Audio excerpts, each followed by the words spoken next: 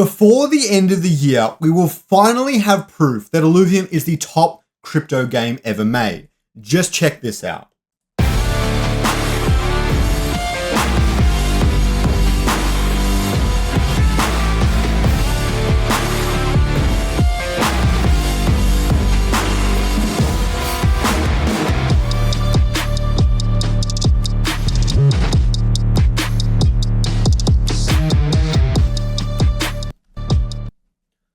I have over 20 leaks that showcase 8 major core features in the Illuvium MMO, some of which are only explained if you are watching every single AMA and other video, but today I will break them all down for you. Outside of Illuvium, I understand what it's like to not be completely plugged into an ecosystem and its various updates, but that's why I'm here to solve that issue for you.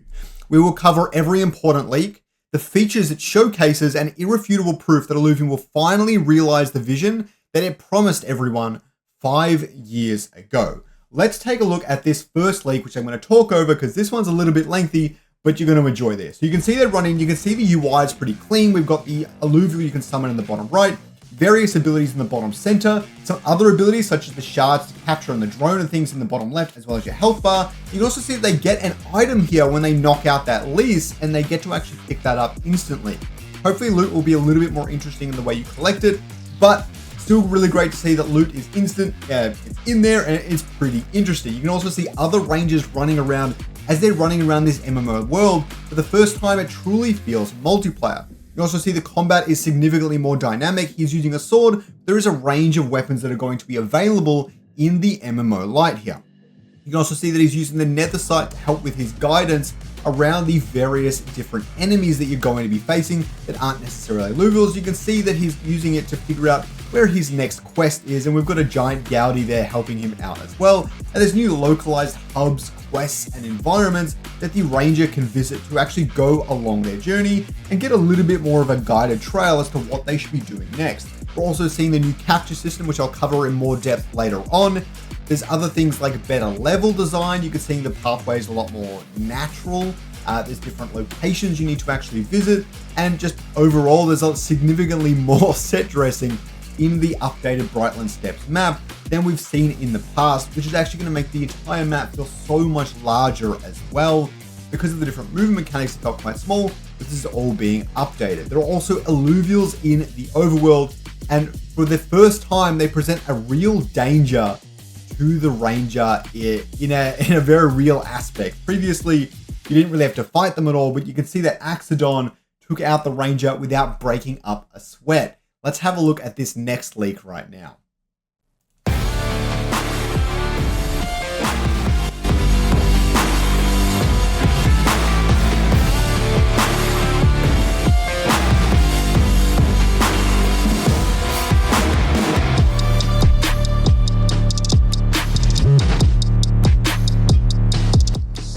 We can see several things from this leak. First up, we've got the different combat systems and taking on a wide range of enemies. We've also got heaps of different people in there, and they're leveling up to level 11, giving them some new skill points and things. Also, some large hub-like areas, tons of players on the map at any given time. We also see the new Defend Zone gameplay challenge. I don't know what this is about exactly, but there's some sort of special zone there that the ranger has to defend from enemies that they're facing up against, and they can do that with or without allies, which you'll see later. They've also got different skill points they can enable. You can see like this fireball right here. They can grab the fireball, and upgrading it is going to improve the cooldown damage and so on. And they can click into that if they've chosen the fire affinities. I'll go into more depth on the affinities and classes a little bit later as well. We're also seeing day-night cycle. We've got like a really interesting sunset set up here. We've seen night and day all in this video, and those affinity progression systems. But before we continue, okay, there is another up and coming ecosystem that you definitely have to check out. 2 live games, 3 nearing completion, and 4 deep in development. Great for any kind of gamer. The Bull token powers everything, including ways to earn in Nexus and Ordinum right now. I know crypto gaming can make things confusing, but you can easily download any playable game from the Epic Game Store and get started for free. Again, thanks to Playable for sponsoring this video. Join their Discord down below for the latest news, and now let's get back to it. Let's check out video 3.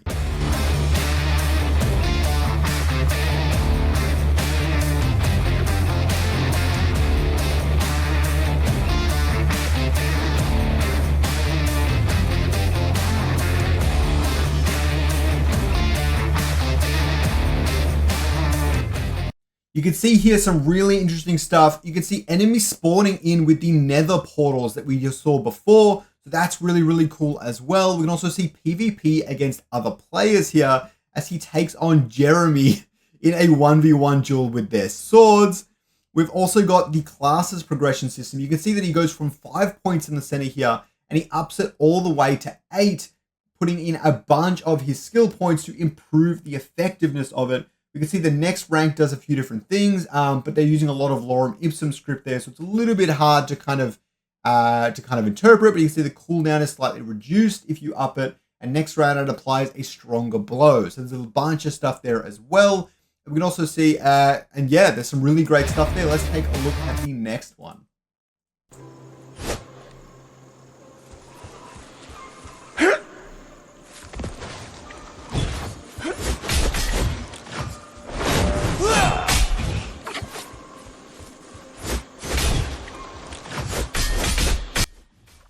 I don't know why some of these are quiet and some of them really aren't. Apologize for that. But yeah, so you can see brand new abilities as he's cutting through with that giant whirlwind slash of some kind. And enemies track, follow around, and chase the ranger down. So if you pull too much aggro, you're probably going to get killed by these new opponents, which should be really interesting. So you can see his health got pretty low there from some of the charges from that enemy. The next one we've got is some nighttime battling the Spool Shooter.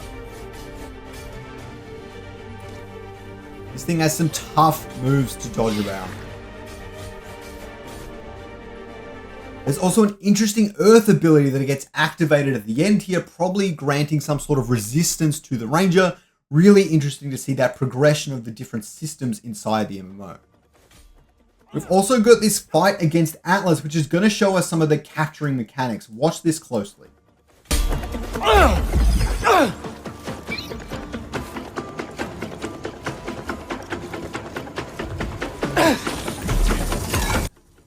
So what you might not know is this isn't the final capture system, but it looks like it's going to kind of follow this same sort of strategy. You can see here that it randomly just kept flipping between different capturing percentages until eventually he found one that he could really quickly click and managed to get a really good capture chance on the Atlas. What you don't know is that they're probably going to change it up so you might have to target certain parts of the alluvial or put your crosshairs over certain ways and things like that. There are going to be ways to improve those chances and just actually play sort of a mini game out of it. Instead of like pure RNG, it's just randomly moving around and just trying to click it as fast as you can, like a slot machine. It is going to be a lot more nuanced to that, which is going to be really, really cool to see. Now, I do want to mention that a game launched 2 weeks ago and actually proves the case for Illuvium's success in an unexpected way. At the end of the video, I will explain exactly why that is. So please don't forget to like and subscribe and use my referral code if you're enjoying the video, if you're learning lots. Now, let's get into the next few videos and other leaks to really break down the different systems of the game. First up, we've got a new dawn.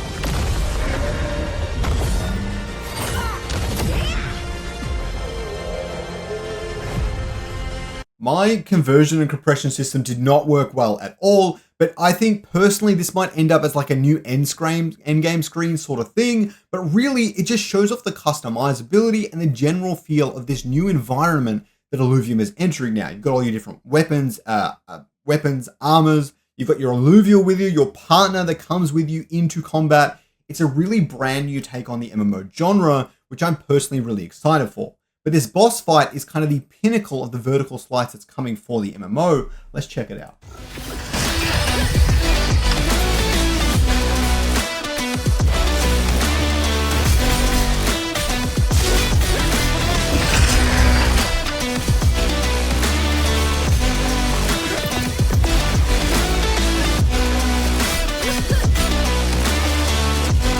Oh no.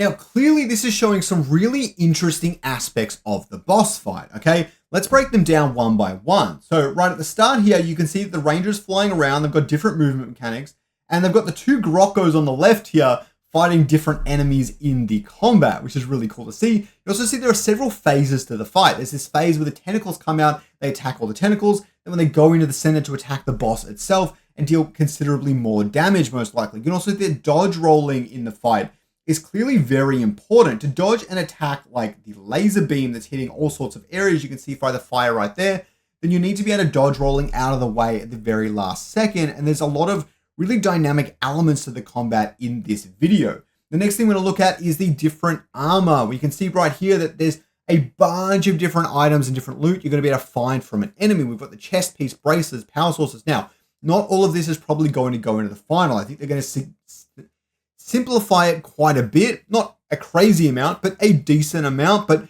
we can definitely consider things like the jumpsuit, maybe braces, chest piece, shoulder pads, helmet and visor. They're all going to make it, probably boots as well. I reckon there's probably going to be 5 or 6 different pieces on the unit itself. Maybe some additional slots for things like the visor that are going to improve other aspects of your character. After that, we've also got the skill tree right here. We can see that every node can go up. Now, we don't know if they have a maximum yet, but I don't think they...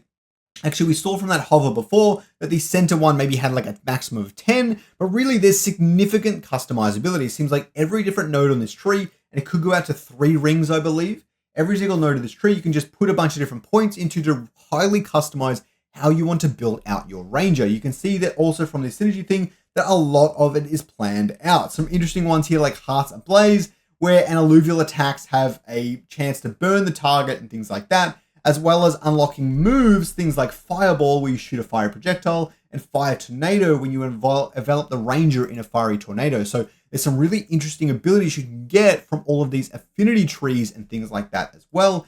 In the combat system, you can see that the enemies are spawning out of these little portals, but I don't really know how that's occurring. What I would guess is maybe you fight one enemy and a bunch of other enemies jump out, or maybe you encounter some sort of quest system and you got to like click something and then you got to go into a big combat scene with a bunch of different enemies and things like that. We don't quite know how it's going to work out, but it's really interesting. After that, we can also see the Solon Core's abilities. So they're coming up with tons of different abilities for the different affinities, the drone, other passive upgrades like the fighter and Scion and things like that.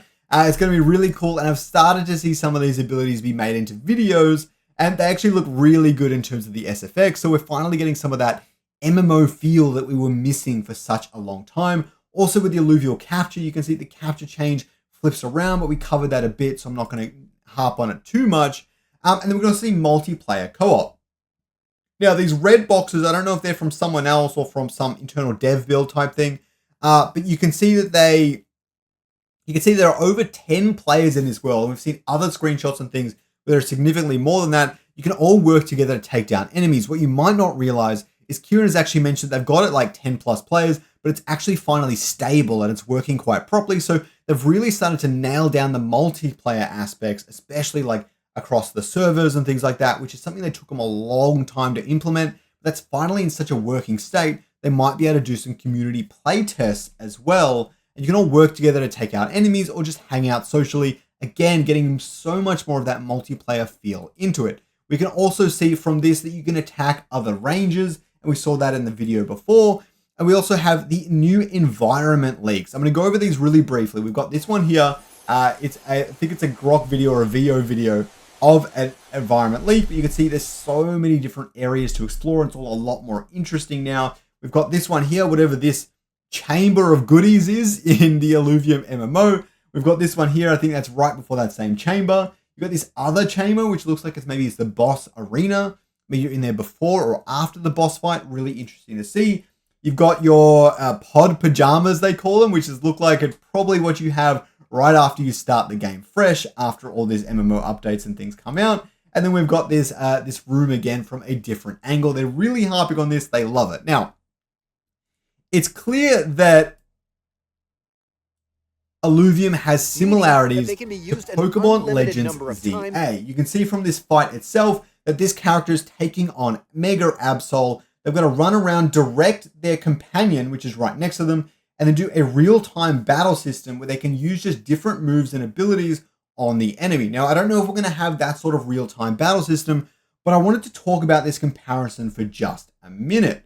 Okay, so companions with movement and activated abilities. People in the Pokemon community loved this change in Legends EA. They shitted on Legends EA for a wide range of different things, the buildings, graphics, all that sort of stuff.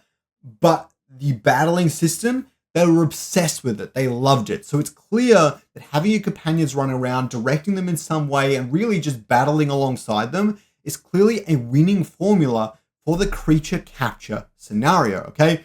So you're fighting against many opponents at one. It's chaotic. It's engaging, okay? People want this. People love these new combat systems, which means that Illuvium truly is Pokemon for adults. The older Pokemon generations, they loved these new systems. I haven't seen anything negative about the new battle system. Not a single thing, and I'm like terminally online, okay? This new MMO for Illuvium proves that capability. They've got the IP, they've got the creatures better than even all the competitors like Palworld and stuff. The creatures are so much better. They need to make more of them, but right now they're so much better, okay? I hope you learned something today. Please see if Illuvium is worth your time with this video up next.